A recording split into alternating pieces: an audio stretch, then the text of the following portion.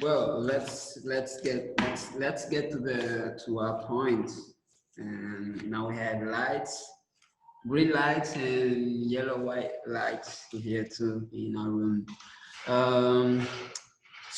Again, Mistura and all the people watching, welcome to this conversation. This is CicloCC. It's a how can I say, a cycle of talking, debate, meeting, crossing curatorial practice, critics, and art market from Africa and diaspora. So this is the second talk. We started last week with Luciana Ribeiro. She's a Brazilian curator, and we are now, due to all these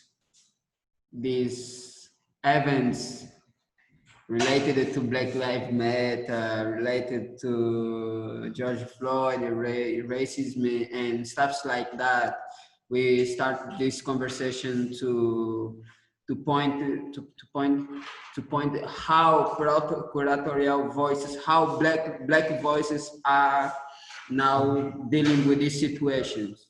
So we are starting this conversation. What we thought to do before is to look up to the countries' communities. So we started with Lusofonia, which is the Portuguese-speaking countries. And now we are in Commonwealth, which even Mozambique is Commonwealth, and you guys are Commonwealth. And next talk will be Francophony. So what we want to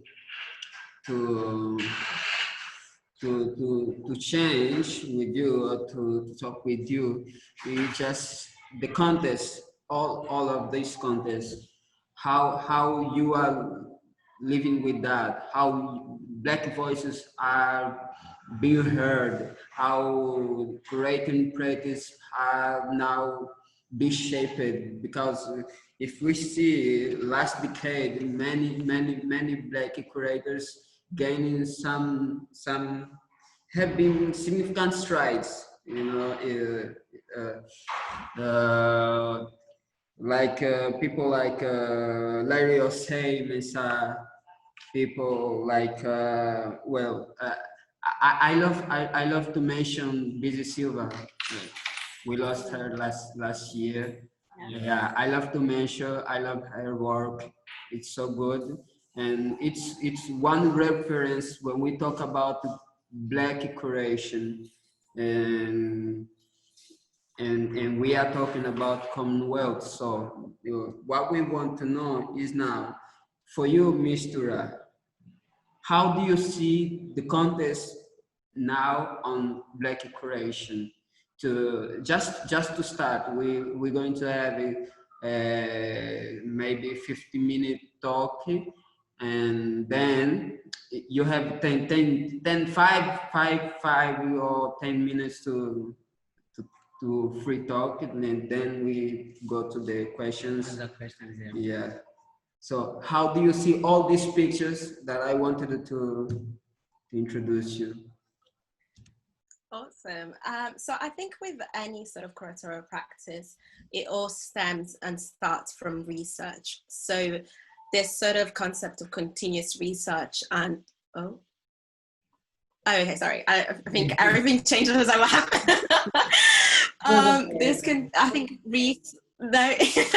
I think research is at the heart of anything to do with curatorial practice, really. And whether, you know, when it comes to Black curatorial practice, I think it's even more important and poignant, because it's important to leave a mark and actually have our voices and stories archived and really told. And I think, and what's beautiful about it is each individual can approach in a different way. So the way I like to think about it best is a sort of taking them on more of a cinematic approach. And so having an exhibition or a piece of research that really tells a story and takes someone on a journey, even without context, you know, really sort of being in a space where you see something and you can sort of tell what the story is, and then you add the layer of context and research, really. I think in terms of visibility, I'd say definitely there is still a lot of work to do. And the very core, at the very core, I think the issue is not even about, oh, there are not enough Black curators. I think it has to do with the opportunities that are lacking, and also the funding that are lacking to actually support the research. I'm not sure how it is actually in Angola, but like it's not as fancy as it may seem, because I know that through social media everything is very much boosted, and you think, oh, there's so many of them, but actually in reality the very core problem of the lack of continuity is the funding, and lack of funding and lack of support that I'm sure probably you'll be able to resonate with as well, right? Yes, yes, and when you point this lack of support, we're related to something we talked before with Luciana even and other curators here in Angola, that is related to the institutions. So Black voices, they are getting these attentions because of the institution. If the Guggenheim Museum hires Black curators, our voice is being heard, our research is being paid attention. So this is something like all the people, all the institutions, all the funding institutions can do. And what we are trying to do is how Black curators can continue to do that without this dependence on institutions. You know, you are right when you say about the funding. Here in Angola, talk about the institutions, talk about the funding, it's just impossible. You know,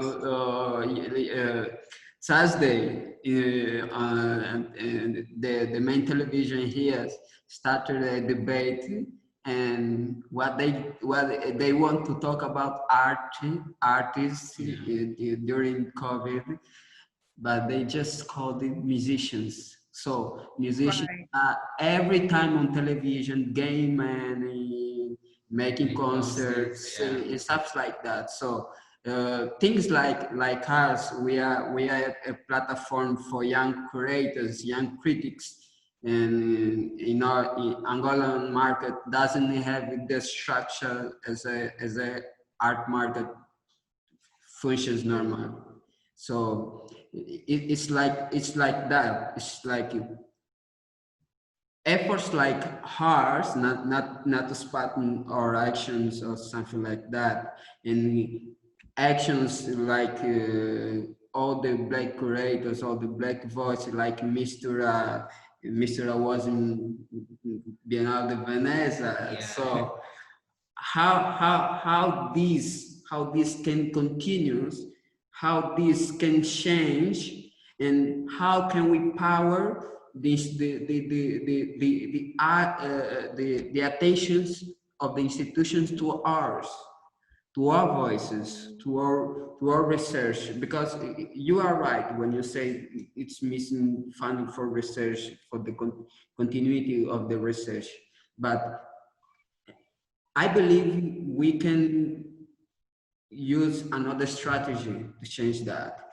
And I don't know if working as collective is the main one, because I see a lot of experience, people working in collective ways, people trying to do things like okay, and actions and gain more attentions. And I don't know if things like art fairs. That is not the contest for things. It's like just to sell art, not to research, not to debate. It's not the appropriate space. But what we want is how can we spot more thinking space for Black curators. I think that's very interesting, because I think sort of platforms such as yours are really important. So in terms, rather than waiting to get the attention of an institution, creating your own platform, because by default, but when you create your own platform, by default, you sort of create your own community of thinkers and shakers. And then the way the world works, the attention will come with the institution, because they will want to sort of align themselves with your vision and sort of benefit from, you know, your work as well. So I think sort of perhaps removing the importance and the emphasis on having an institution to recognize you, and just doing it your own self, and sort of, you know, all it takes is 2 or 3 people to come together, and then, you know, by word of mouth, you have a whole collective, and sort of consistency as well. And I think in terms of how do we get our voices heard or legacy, I think archiving your work is so important, because it's one thing to have a conversation, but you know, if you don't have this conversation recorded, or, you know, your work recorded, where, you know, another artist or another researcher can reference to, then,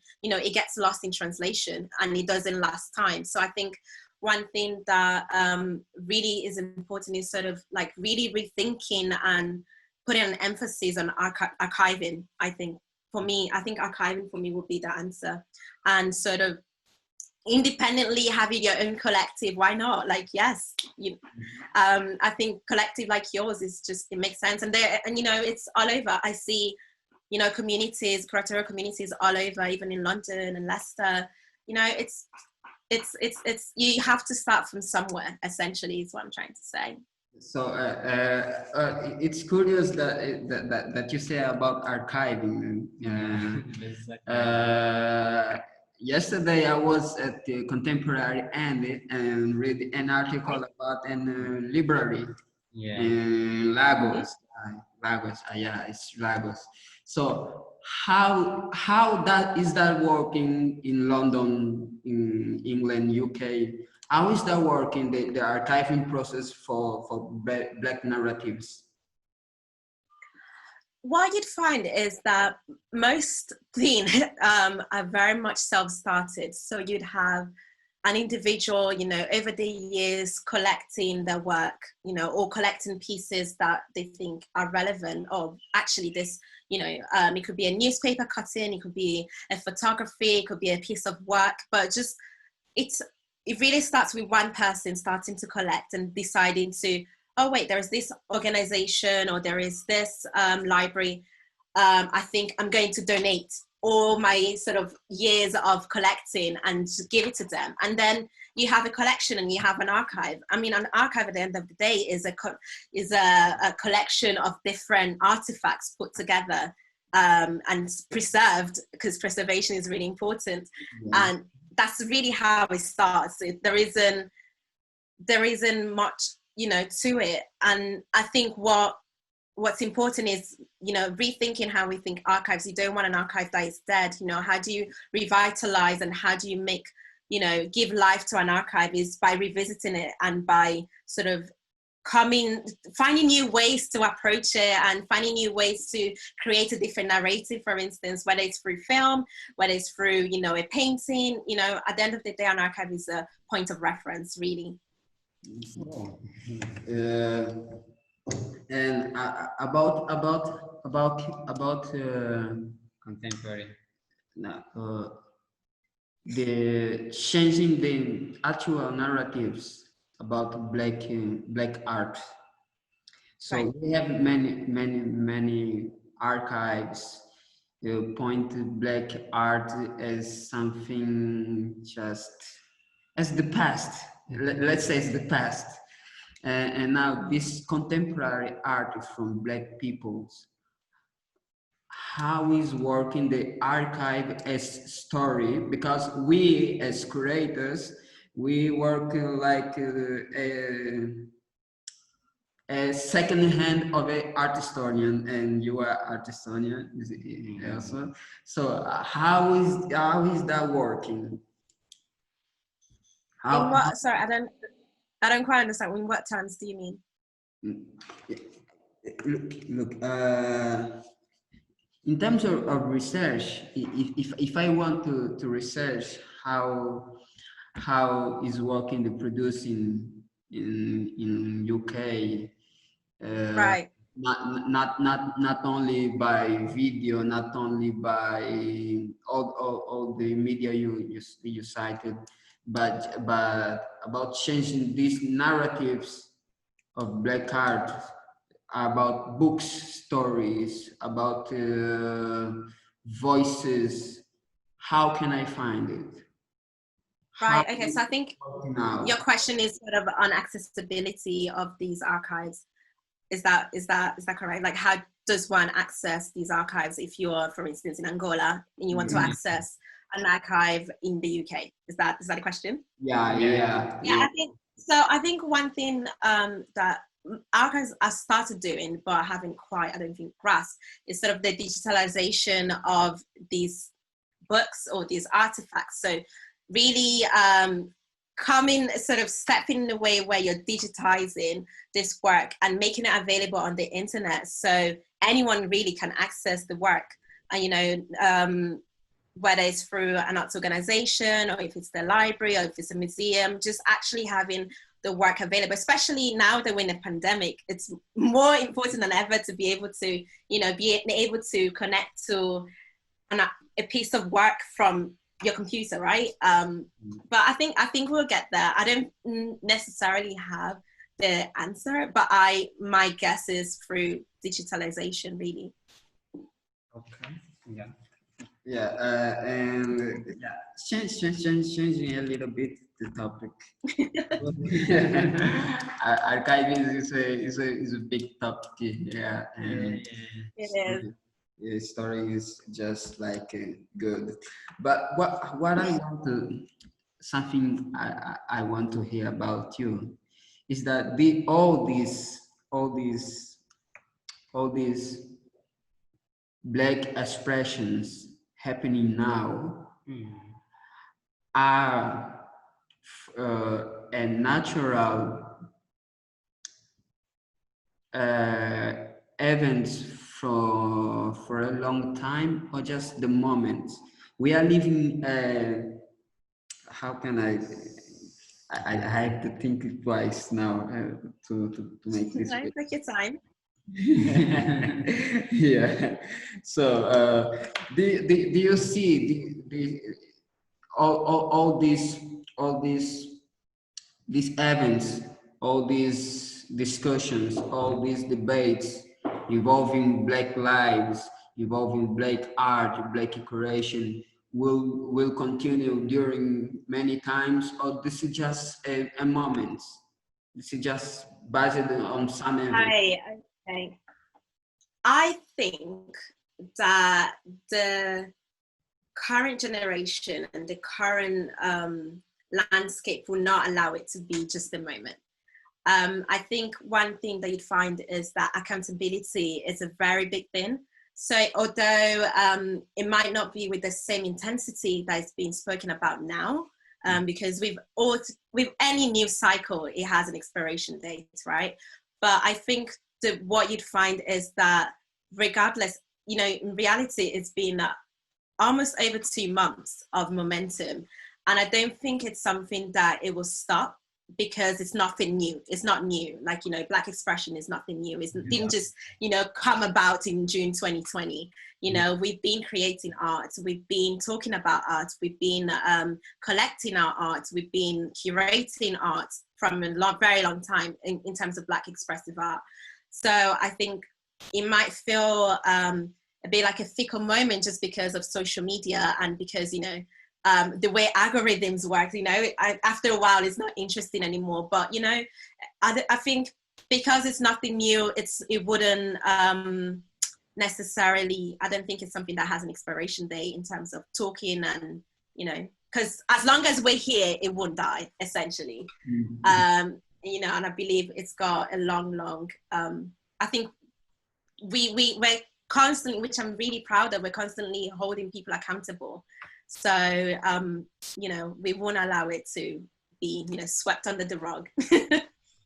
So, I don't know if you are too optimistic as something, but do you see that we can have we can gain all our struggle of we are making today, we can enjoy it in short time, middle time?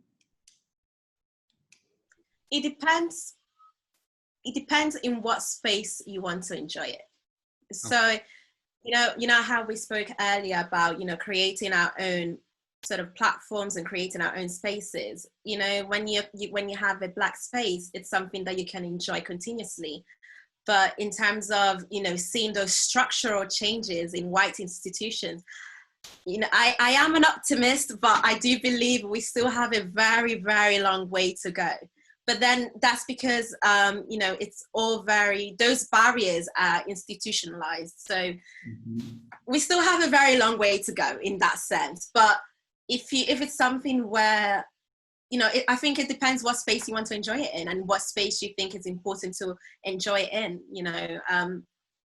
where do you put the importance? Do we need to enjoy it in white institutions or, create our own institutions? It depends. One has racism, the other doesn't.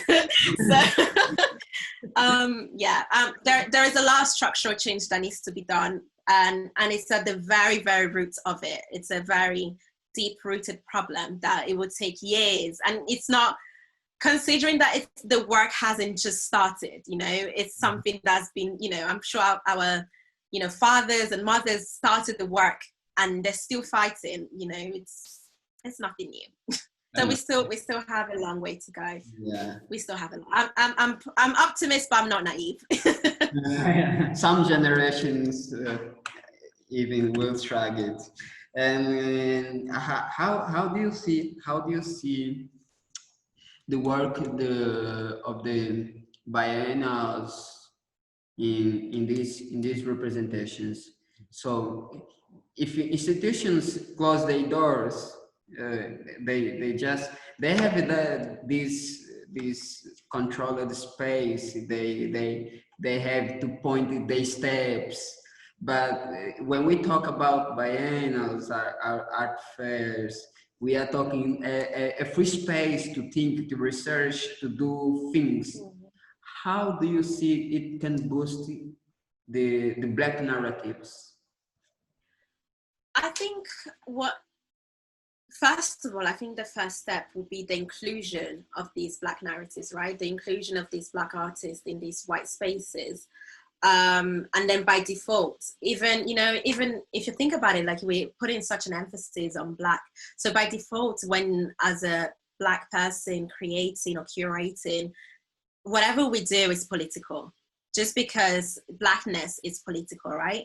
So if you include a Black artist in a white space, by default, it will create some sort of discourse and some sort of research or some sort of conversation, because you have a Black body in a white space.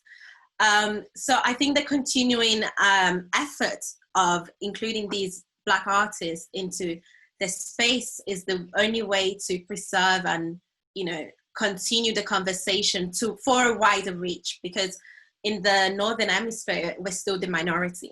And if we're thinking about it, in the continent, is actually just producing the work, because actually on the continent, on the African continent, we are the majority. So it's not even about, it's a way of thinking, okay, how do we not replicate those structural barriers that, people or artists in the diaspora are facing? How do we make it a way where, we're the majority here? How do we cater to our own artists? How do we cater to our own thinkers and researchers without replicating the errors that the diaspora, is sort of faced? So, I think it's just continuing to include and Victor, just continue to include, you know, those voices, the way to go, I think. Okay. Yeah. And you know, I lost my question now, but I was trying to, as organic as you know, to create the people getting in the meeting. So yeah, it is more people, you know. Yeah, but now we present some people because we needed to with you. So only. Thank you. Now I got my question. Yeah. So you said something that for me created a little of contrast. You said the presence of artists can be enough, and I believe that it can be enough. The presence of black artists in white spaces, but we had actions like that, like Africa remix.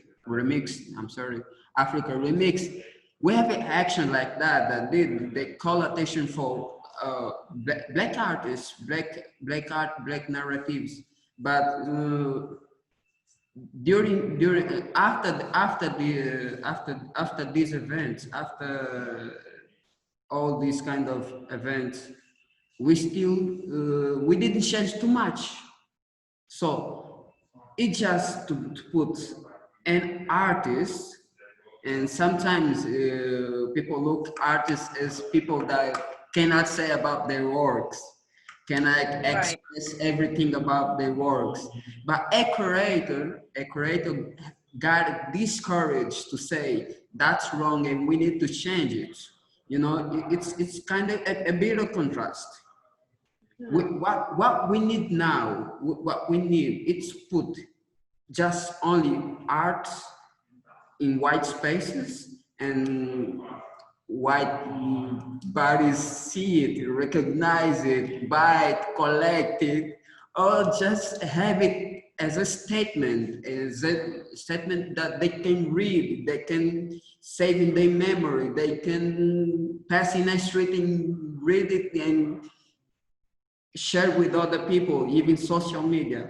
It's like a bit of contrast. How do you see it?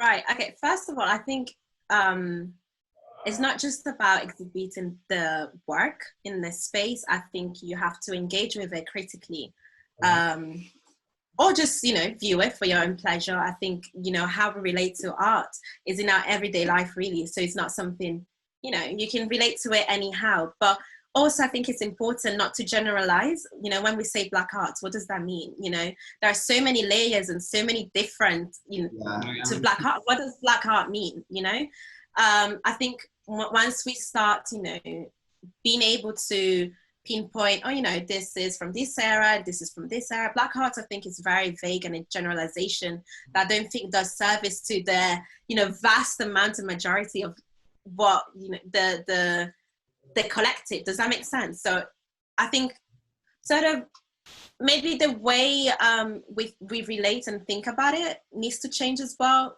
because I think black art is a bit of a generalization.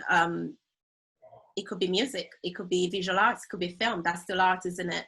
So really, I think maybe giving it language, and which exists, to actually say, you know, to subdivide it. And I think that would take a layer from the problematic away from it as well, because, you know, you don't have this big homogeneous, you know, word, but you have something that has different shades and colors.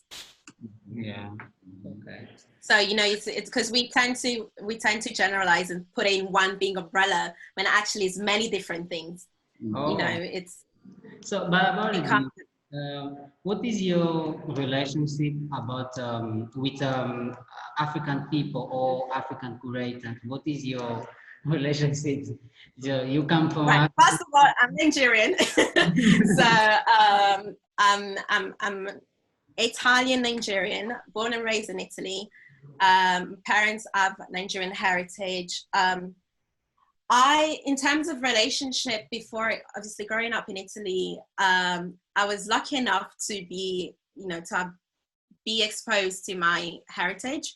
Okay. And to have like our own community as well, which is very mixed. So it's, you know, Afro-Italians, we are starting to be visible now. I don't think I had the language to identify myself as an Afro-Italian growing up, but now there is a sort of, you know, the label, because we humans definitely need labels. But then again, I still have a problem with the word Afro-Italian, but that's another story. It's okay for now, I guess it would be. Because again, generalizing when, you know, in any case. But, you know, after my studies, I traveled. I went to Senegal, I went to Nigeria, and I also went to Ghana for just a week, though I wish I was there for longer. And I think my relationship in terms, I think, is sort of just relating and visiting, going to artist studios, and, you know, just actually engaging with the work and learning more about it, because it's so easy to, you know, see it through your screens or in art fairs, but actually being in the spaces, it gives a completely different context. Oh, yeah. So I guess, you know, so waving the flag. Yes, that number. Yes, as we are trying to globalize art. Yeah. Not only to say black art, is we are trying to do that, because there's diasporic. It's a issue. And, yeah, and it's so beautiful because you know, there is.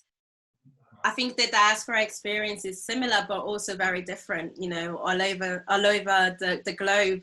But what's beautiful is, you know, the art that you find in Angola is not the same art that you find in Nigeria. It's not the same art that you find in Mozambique. It's not the same art that you find in Ghana. So, like, I don't think it's fair to just say, oh, black art, this is one big thing, when actually it's very different. It's very different because the experiences are different. You know, the environment is different. You know, the way you relate to it is different. So I'm very much looking forward to when a day, again, this is my optimism kicking in, to a day when it's not sort of thought about as this big thing, but it's just the status quo, it's just art, you know? Oh, so cool. Yeah.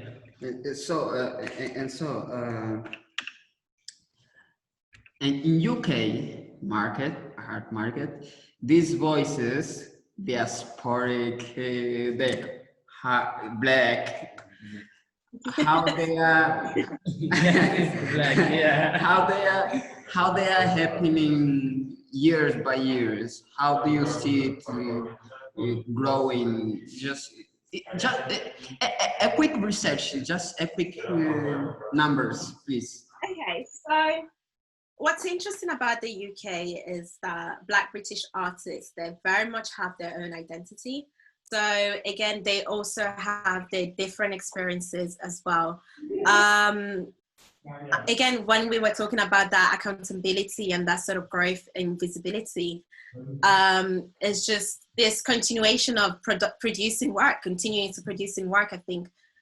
I don't think it's with anything, you know, if we're talking about the art market, it's got trends. Then, you know, we're talking about trends, and with anything, there will be times where, you know, something will be trending other than the other. So, but then that's the whole capitalism coming at play, which I'm sure we don't want to delve into, because we'll probably need wine rather than water to talk about that. But I think it's positive because it's being spoken about, and it's been collected, and it's been archived. So by default, it will last the times of time. It will just last, you know.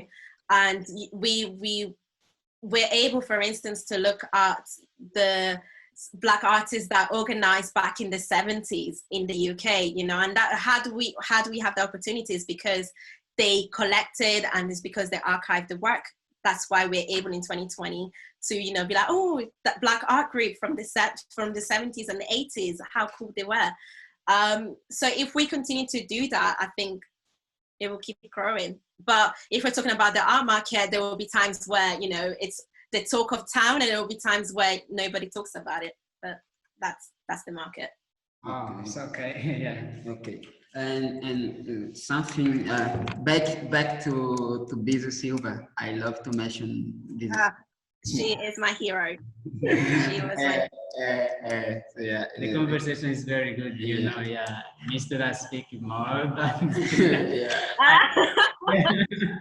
yeah, but so back to Billy Silva.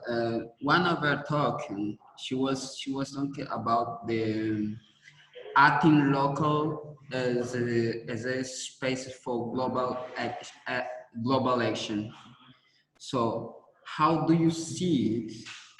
We as creators acting independent as a space for institutionalized potential archived works.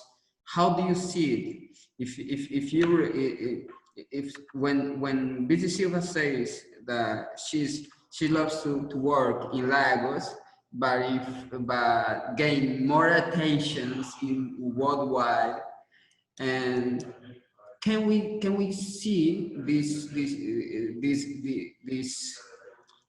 beliefs in acting independent in context, because we are talking about Commonwealth. In Commonwealth, 53 countries by the numbers I know, 50 countries, and this is the best and you know? the main markets are just like 5. All the Western countries is like there is an art system, there is a curator as a person, there is galleries, there is many things. And how do you see these actions, these independent actions, a space to create some platforms? Do you see it? Because when Busy Silva say it, I see it in various aspects of life. Acting is in one point to generate the others. How do you see it? I mean, I think, you know, just sort of piggyback into your first question. I don't think, you know, saying there is an art system or there isn't a curator, that's, you know, that's very much assigned, isn't it? I think people are constantly producing art, regardless in whatever form. I think what's different perhaps is how do you sort of, it's how do we view it, and why do we place value into, for instance, a curator? Because at the end of the day, a curator's job is to, you know, organize different artworks and showcasing it, and, you know, researching and, you know, just sort of highlighting. It's basically like a party planner, isn't it? Like a curator is like a party planner and event planner. But I think then again, it's a question of visibility and sort of, you know, having, which we spoke about earlier, having just starts from somewhere. You know, it doesn't matter, the institution doesn't matter, the curator or the art, you know, you have an artist and you have a curator, and, you know, the way you show the work doesn't matter. You have to start from somewhere. What's important is that you just do it. And, you know, the more you do it, the more visibility you gain. And that's when you can, you know, give yourself fancy titles. But at the end of the day, if you're not producing the work, you can't, you know, it's not, it doesn't exist. So it's not visible. And I don't think it's enough to just produce. It's also, you know, actually engaging with the work and, you know, rethinking the frames where we think, you know, oh, if this work is in this art gallery, it must be important. No, you know, I think that's very much a learned attitude to that. I think we just have to reframe and have an open mind to how we interact and engage with art, and sort of keeping the dialogue open, like we're doing now, for instance, amongst different thinkers and curators and artists, and just keep talking to each other and start, you know, keep. I love dialogue. I think is so important to any aspect of growth. You know, you can't grow if you don't converse, I don't think, because you as humans, we have to learn from each other and, you know, appropriate, I guess, and remodel whatever you learned and create something new, and it's almost like a domino effect, I think. Mm-hmm. And do you believe we have the ability to create something new from all the situation we are living now? So I read last month something like the next art in 2 years, with the next production in 2 years, will be about the lockdown. Do you believe? So yes, I think we're already producing work about the lockdown. But I don't think there is such thing as an original thought. I might be a bit of a controversial statement. I don't think there is. You might think that you had a stroke of genius, but somebody somewhere else has already thought of the same idea. Because at the end of the day, we're all the same species, so we're all supposedly thinking the same. Obviously, people have different thoughts and different experiences, but I don't think there is such thing as an original idea, funny enough. But I think the way what's different that we didn't have before is the way perhaps we move in spaces, because obviously we're in a pandemic, so you wouldn't, everybody's hyper aware of personal space and, trying to keep distance from the next person that you don't know, you haven't been in the same space with. So in that sense, I think, yes, definitely it will be different. Galleries started reopening in the UK I think around this week, and the way visitors go around museums and galleries is definitely not the same way they did 6 months ago. That is in that sense, yes, it's completely different. And by default, also the art that is being produced post-pandemic will have a different layer. But I think the reason it has a different layer is not because it's original, it's because the context is different. And I think that's what makes it new. Now, but do you believe we have more to explore in the past than in the future, in the present moments? Say that again. I asked if you believe that we have. It's something like I think like every day we have more to learn about the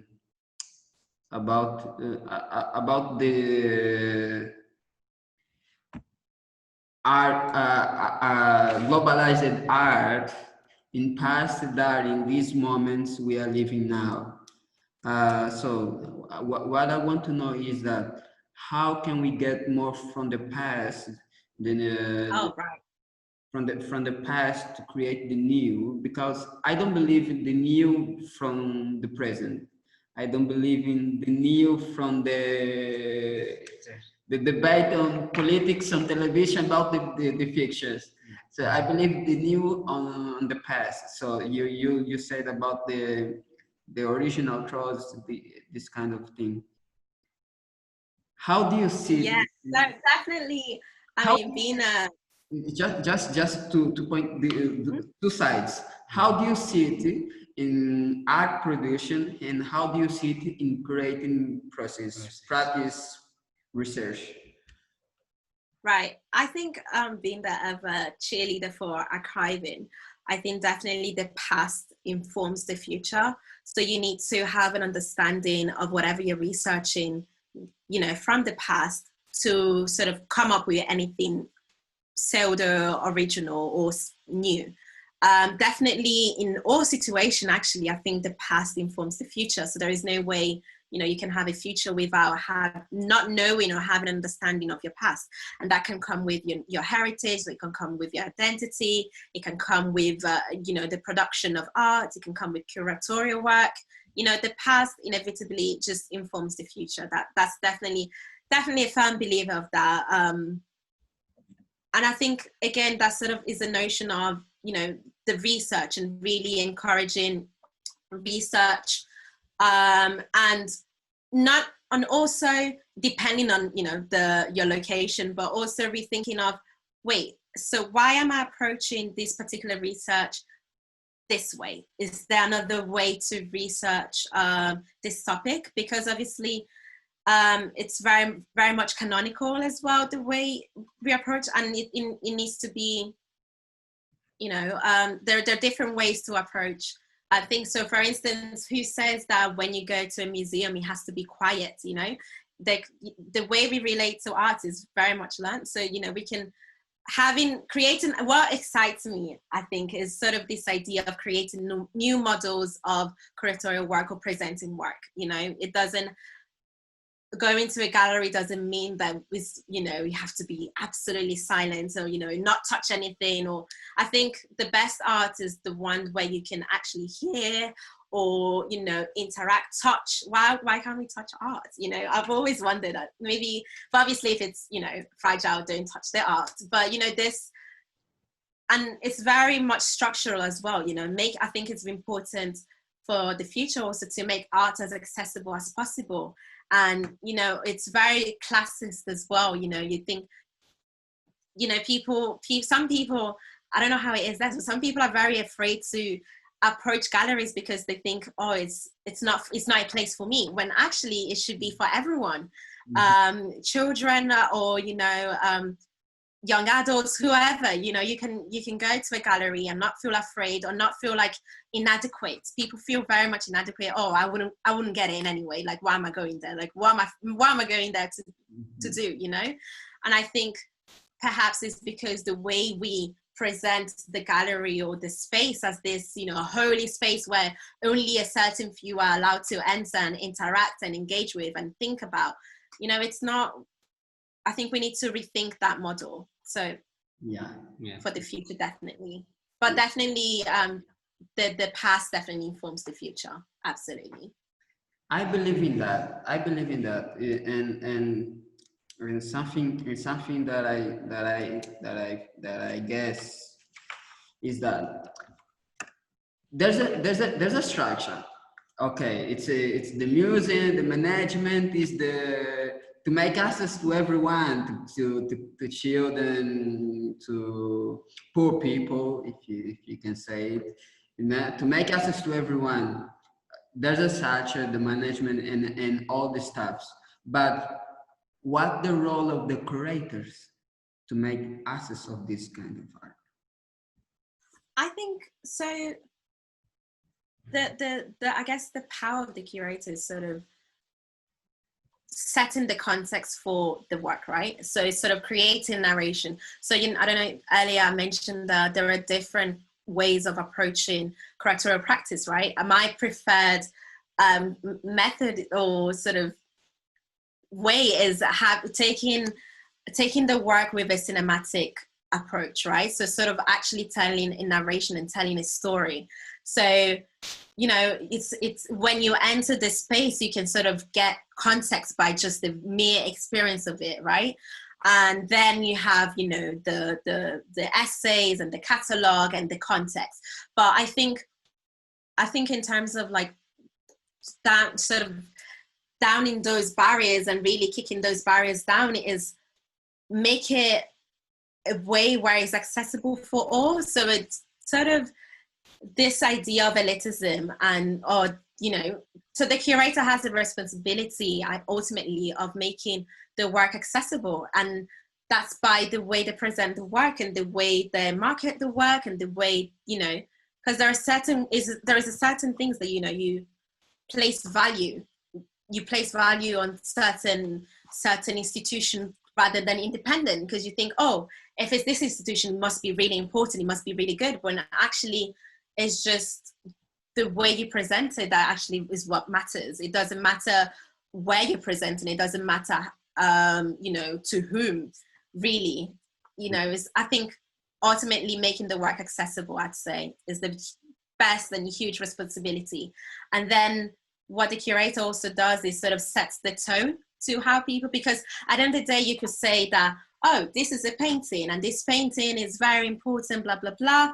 But then at the end of the day, what we don't have control over is how does the visitor react to the work?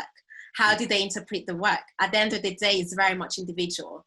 You know, somebody can see a black square and think it's the best thing they've ever seen in their life. And somebody can see that black painting and black square saying, oh, what is this? Like, my kid can do this. Like, it doesn't matter. It's rubbish. You know, you can't control that. So what the little you can control is the experience and making sure that's, you know, when someone sort of relates to the work, they actually feel something, or, you know, they relate to it. And if they don't, that's also fine, you know, and I don't think there is need to put that extra pressure on the work, really.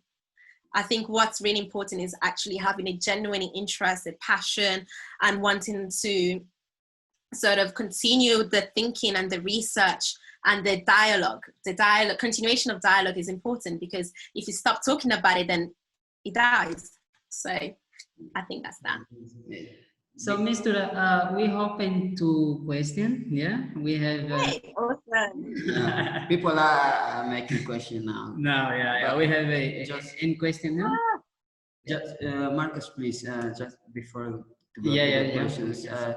What we said now make me remember something we talked in the last with Luciana. Yeah. Right. About an exhibition even was spotlighted in New York Times as the best exhibitions in 2018.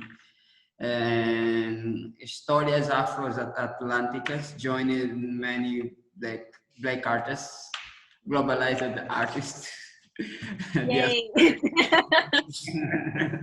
And curators, and the curators was all black people, because in Brazil this debate is strong now, and the experience of the people in the exhibitions was great. I don't know the numbers, I don't know the evaluations about the exhibition now, but what the repercussion, the media, what the experience people on social media, the hashtags, even hashtags was strong. And this is in links to what you say, and I believe that you are right when you say that experiences have this importance. Now we can go to The question. Yeah. So we have a question with Morgan Stockton. It is the name. Yeah. Morgan Stockton. It is question for Mistura. What are you currently working on? What am I currently working on? Yes. Okay, so quite a few things, but primarily I'd say with the arts organization that I'm working for, Serendipity, we're working sort of rethinking how do we represent and reframe Black History Month, right? So because of where I work, when we think about Black art, it's not something that, you know, it's exclusive, it's all we do. So it's just the status quo, which ultimately is my dream for everything, really and truly.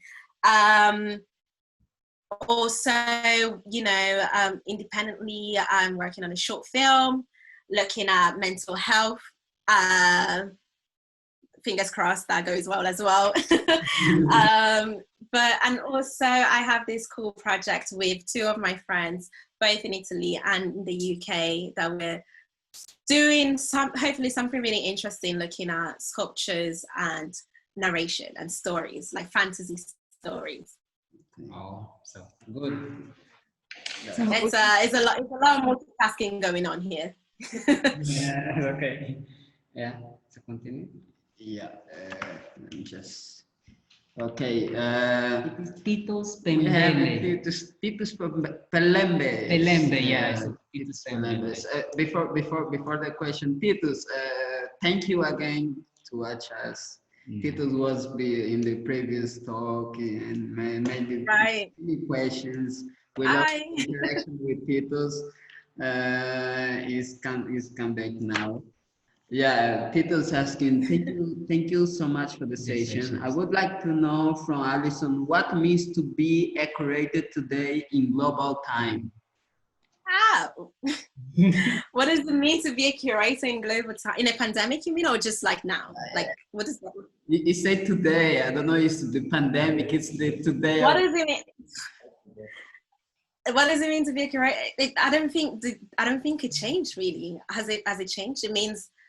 It means having to, as a Black curator, I will answer, it means having to navigate, you know, and discern what is where the genuine interest is, or, you know, not, because what we also have a responsibility to do, especially in the diaspora, is to protect the work and not just be a trend and be, you know, so not sort of saying, oh, this cute, cool organization has invited me to do this just because it's cool to talk about Black art now. No, you know, so I think it means to continuing to speak to other curators, to speak to other artists, to speak to people and keep the dialogue and be attentive of what's happening around us. I think really just be observant and attentive and keep practicing and keep doing your thing, essentially. I don't think the meaning has changed necessarily.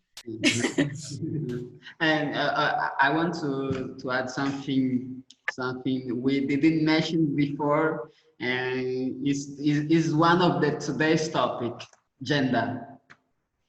Gender. Gender, yeah. What do you Okay, think? what about it? What do you think about it? Gender in art world, you know? I mean, in relation to what? Because in terms of identification, is that what you mean? How people are... In terms of presence, women's presence. Right. Okay. Cool. I got you now. Okay. So obviously, it's no surprise that Black women are underrepresented in anything, really. So that's an issue, and underrepresented and underappreciated. And, you know, when it comes to actually having a presence, we have to be louder, we have to be, you know, work harder as well. So again, and also we're in a very patriarchal society. So by default, we are disadvantaged in that sense. But I think what needs to be done is sort of rethinking and not think of it as a barrier or as a handicap, or just, you know, it's not something you necessarily think, you know, you just are. Oh, it's okay. Yeah, it's okay. So Titus say that before COVID and now can be, it is about The previous questions. Yeah. So it's, I think that it is about before COVID. What you do? What you think the people, the curator people need to do? How can I say? Decorate. Diga em português. No. Try in Portuguese. I wonder. Maybe I'll try use my Italian skills, but I'll make no promises. Italian. But okay. Depois do Covid, o que achas que vai acontecer com a curadoria negra? Do you understand that? Not translated. Black curator. I have no idea. I tried. At least I made an effort. Let's try to create a bubble here. I will try my Italian. Oh, Google Translate. Yes, let's use Google. Google always has an answer. It's kidding, just kidding. What Marcos asked is after COVID, what does look like in the Black curating? It's like to complement the Tito's questions after COVID, because he had now before and now and after COVID. Right. It will be. So I think it sort of depends on, because, you know, when you're talking about curatorial practice, you know, you need a space, right? So by default, by whatever the space is observing, also the curatorial sort of expression will also change in that sense. It will adjust. So I think we've seen, especially during the pandemic, we've seen a lot of digital exhibition starting to, you know, you guys did an exhibition digitally as well, virtually, which was really cool. So sort of coming, I think what you'd find after COVID, definitely people really embracing and integrating virtual reality into, you know, the way they think about exhibitions. So always having that digital backup. So, and then which again goes hand in hand with archiving, because if you didn't archive your work or, you know, preserve the work, you wouldn't be able to present it digitally because you just don't have it. So I think the way we, you know, sort of, I think we're definitely rethinking the physical versus the digital in a way. And given that it was a saving grace throughout this pandemic, which we're still very much in, sort of making sure that investing in virtual reality, I'd say, perhaps, but we'll see how it goes. Oh, it's okay. Yeah, and thanks for the mention about the in fact, it was something that linked us. Thank you for this link. Thanks for having me. It was really cool to talk about to you guys, honestly. And I think it's really important to just have your own space and, you know, collect and have, you know, a collective. I think it's really important to have that dialogue and exchanging ideas and exchanging thoughts. So thanks for having me. Keep it up. It was really, really my pleasure. Yeah. And so are you doing this dialogue with other countries? Just to look. No, but actually, I was I was in conversation with my friend last week about wanting to do something like this in Italy, though, rather than the UK. But to be continued, I think definitely one thing that we need to do is, you know, keep linked and keep the conversation going. And I look forward to the next talk as well. I'll join as well. So yeah. Yeah, and works in exhibitions, things like that. Absolutely, and I want to come to Angola. So when I come to Angola, you guys definitely show me around. I definitely want to do some work in Angola. Yeah. Definitely. Yeah, definitely. We're going to do. So we have other questions. Titus again. Because okay, cool. Yeah, no, we love this interaction of Titus. It's like the third person of the lab CC. Right. The Titus say, because I have seen that nowadays creators are more important than artists themselves. How to balance this challenge and conflicts sometimes with artists and organizations? This is a good question, in fact. Right. Okay. Cool. I wouldn't say necessarily that a curator is more important than an artist, because with other artists there is nothing to curate. I think it depends on the genuine interest. You know, I think what's important as a curator is to actually have a relationship with the artist and actually go on a journey rather than, oh, here's the work, curator. No, I think it's important to sort of go on the same journey, on their artistic journey with them and joining them, because, you know, supposedly you're supposed to have this deep understanding of their work, you know, and actually relate to the work in order to, you know, recontextualizing it in a space. So I think in terms of rebalancing those power structures, it's definitely taking away the importance. You know, at the end of the day, you know, you all have to actually have a genuine interest and actually have a relationship. What the institution is doing really is lending a space. You know, they're giving you a space. They're not, you know, and using the art. Without the artist, there wouldn't be any exhibition, you know. And then it's the artist that actually raises the profile of the institution or the curator. So in terms of the balance of power, it has to be a mutual understanding and relationship, really. I don't think it's healthy to think of it as, oh, this person is more important or they have absolute power over my work. I don't think that's the healthy way to go about it. Yeah. Now, and relating this to something you are saying a lot about archiving. I'm now thinking about the publications. You know, nowadays what we find more publication based on artist works or thinking's works. You know, if you're looking for if you Google some magazines, I don't know how many magazines focuses on artists, how many magazines focus on debates, discussions, and something like that. How do you balance this? How do you see this? I don't think it's something that, you know, you can necessarily balance, because the work exists. You know, you have different. It's not. I don't think it's something that is sort of exclusive. There are various publications that sort of marry art and thinking. you know, and critical thinking. There are many, and even in the context of Black arts, you know, we said not about generalizing, but just for the ease of this discussion, let's generalize. And the beauty of it, there are publications that not only, you know, for instance, you know, we have Nadia here, for instance, you have Black Modern Africa, that is sort of marries travel with art and, you know, the diaspora. So it's sort of not having that one layered approach to the presentation in publications. So I think definitely the work exists. I wouldn't say, but then with anything, you know, it's probably not enough. There needs to be more produced on the continent as well, I think. But I wouldn't say something that is rare or scarce. Yeah.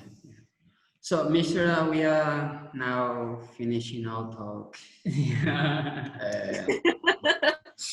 And 1 this, hour. yeah, just Yeah. We got one more question. Oh my goodness. And this is like a free open mic to you for your last words, for your referee. Yeah. And say when you come Wait. from Angola. Wait. Yes. When obviously post-COVID, hopefully. I'm sorry. Someone sent some questions. Yeah. We lost the story. Azana Hele. Azarias Hele. Azarias. Covid força rádio. Yeah. Oh, you know Azarias? Yes, that's my brother. He is amazing. He's from Mozambique. Oh, wow. Azaria, yeah, that's Azarias from Mozambique. Yeah. please email us. We want to create this link up with Mozambique. Please email us. And so reading the question. COVID forces us to redefine the concept of almost every word. For example, the concept of shaking hand is no longer synonym for affections or greeting. Somehow when we do it, we are left it a doubt somehow, so we are guided to unfold. How do you analyze this process of redefining life, words, and other process? Right. I, for one, as the ever introvert / extrovert I am, I'm very glad that people are taking personal space seriously now. So I'm very glad there is no more handshakes and no more delete it. But in all seriousness, I think it's going to be interesting, you know, because essentially what's happening is sort of rethinking of the way how we navigate spaces. And, you know, because now almost automatically we're now coming to be used to, you know, living at least 6 feet apart from the next person and, you know, keeping space between people. So I think it's interesting in that sense, but with all things, it's probably going to keep evolving and changing because, you know, for instance, you know, I would say 2 months ago definitely was 6 feet and now it's 3 feet apart, you know, it'll probably change. We might get back to a space where we're shaking hands, hopefully not, or we might not, you know, and that's the beauty of cultural, you know, cultural practices. They just keep evolving and changing. Mm-hmm. So maybe there will be a new way of greeting people, who knows, just a nod. I don't know. I believe we're going to see it as normal things, you know. Absolutely. If you look in the numbers here in Angola, just 2 provinces, Luanda and the neighbors of Luanda, are affected by COVID, and the rest of the province are living like in normal, but fall under the rules of the government. Right. Yeah, and the questions are coming more. So. Oh my God, y'all. Nadia. There's Nadia asked, how can art institutions incorporate work by Black and African artists in their collections without commodifying Black art and capitalizing on this moment? If a museum, if a museum was not a support of Black art in the past, is it even possible to genuinely change their narrative? I think the way to, first of all, they need the, you know, institution need to make a effort. And I'm saying they need to make an effort because it's not something they normally do to collect art, but most importantly is hire Black, you know, not just have the work as a stagnant sort of independent thing, but actually hire the Black curator, hire the Black director in positions where they can actually make decisions. And by default, in that way, is not, you know, it doesn't get commodified in a way, but by the very nature that the work, or, you know, the body is in a white space, you know, it will get appropriated, that it's inevitable. So I think in terms of, like we mentioned earlier, actually, you know, keeping sort of creating those Black spaces where we are collecting our work, where we are curating our work, where we are, you know, present, like, you know, having discussions like these. I think, you know, you can't commodify or sort of appropriate your own. It's something that, I mean, it probably is possible, but, you know, it would be hard to do. So I think is in terms, but then if we're sticking to the white institutions, is for them to initially actually make the effort, the conscious effort, and, you know, structural effort to keep, you know, collecting the work and hiring Black until it becomes the status quo, until it's just something that is normal, you know. So maybe like things like sort of, I don't know, it just needs to be on their part a constant and, you know, not virtual signaling, you know, sort of doing it because, you know, oh, we're being watched right now sort of thing. But, you know, I think it's just sort of making that conscious effort until it becomes the status quo, I'd say. That's the only way. And, you know, actually having people tell their own stories and not appropriating, or, you know, saying, oh, wait, I'm the expert in this, so I have automate, you know, because then it becomes a bit white savior-ish, which is a bit creepy. It's linked to what you said previously about all these questions today are not news, in fact. Mm-hmm. Yeah, and Tito's Pelembe shares the concern with you. He studied in Portugal. He's doing a master, but he's worried because in his course, they don't have any reference of African artists, curators, or even authors. So he would like to know what Mr. think about it. You know, he's doing a master degree in art and design for public space. Public space, if you look at that, how we asked you how to create spaces for Black, yeah, and all that. Right. I think I actually feel for you. I empathize with you. And that's the whole part of that sort of erasure of our thoughts, isn't it?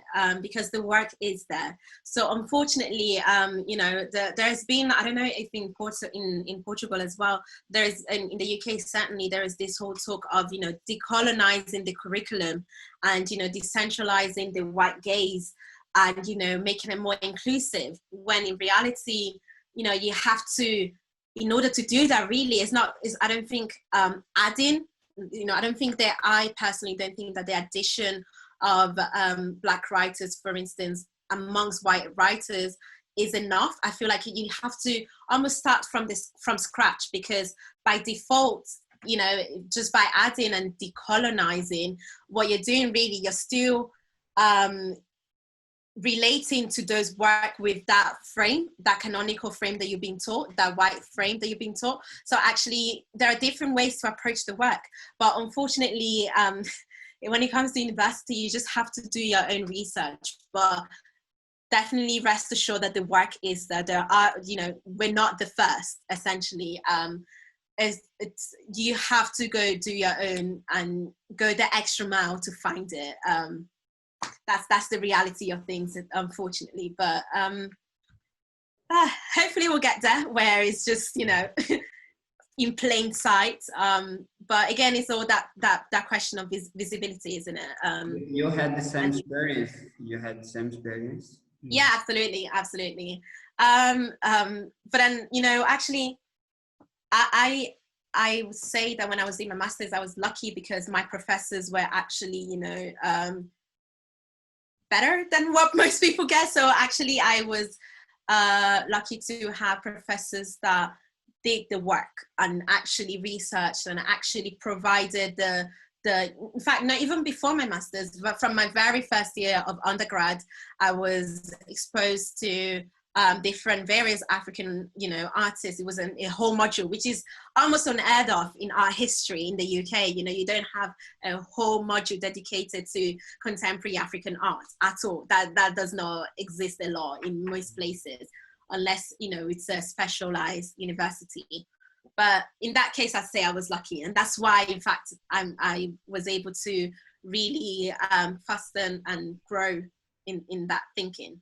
But in most cases, you have to go the extra mile and do your own research. So putting something aside, but related, you know, our stories in general have been written now. We are writing our stories now because in the past we was based on colonialism. No, oralidade. Como é que eu digo oralidade? Orality?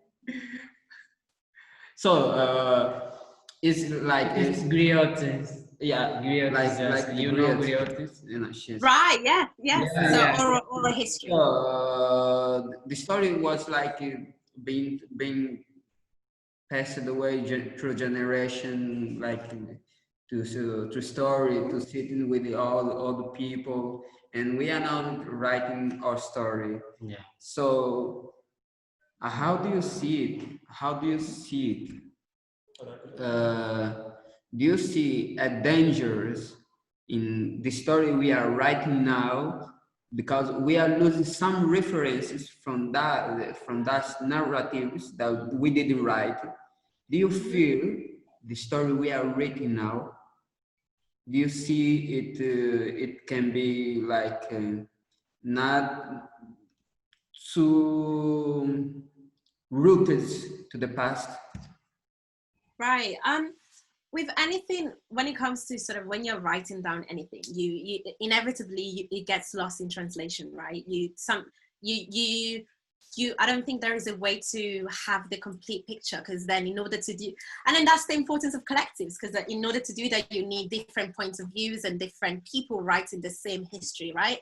But then as humans, we all have different points of views. So, you know, history, I don't think it's especially the written history anyway, it's from someone's point of view. But then there is always another side to the coin, right? But in terms of like, you know, passing, you know, the oral history being passed down through generations, and it again goes back to the importance of archiving the work and actually going to our elders and, you know, actually recording the stories, because there will be, if they're not, they will be lost. But then I'm sure, but that's with anything, you know, it's I don't think it's something that can be prevented. Things will always get lost in translation or through time. But then the beauty of it is that history always finds its way to repeat. So it will resurface in somehow, in some shape or form. But I think definitely if we have the chance, getting to have those recorded, and then it's again, you know, it doesn't even have to be written down, because who says that oral history, if it worked for generations, who says that oral history is not valid now?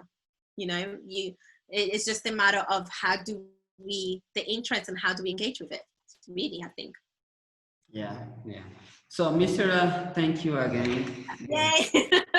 No worries. Thank you so much for having me. I very much look forward. I'm really, really excited about the work that you guys are doing. And I look forward to meeting you in Angola. See you soon. Yes, we're going to meet here.